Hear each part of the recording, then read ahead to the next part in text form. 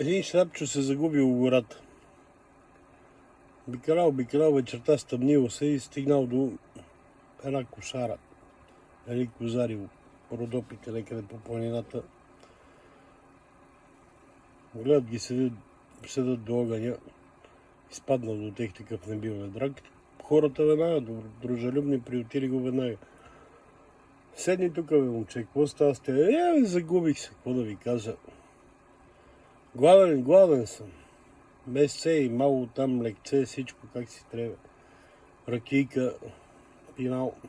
Сега пинал, една-две отпуснал се. Вика, бе, да ви питам, вие тук как живеете и как живеем? Вика, така, цял ден с козите по планината, вечерта тук дойме, оправяме, седеме, напнеме, пинеме, легаме и сутринта на ново. Вика, до кога така? До зимата ги сваляме по селата и там зимуваме. Вика, добре де, как карате?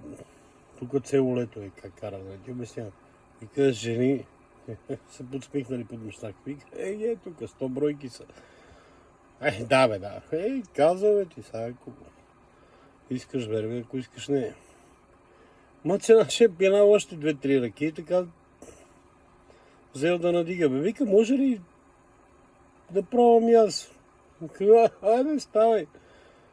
Ама нещо да не се базик. Не, бе, човек, бе, вика, те тук и сме на една маса седиме, едни жени пасеме. Давай смело. Станал тоя.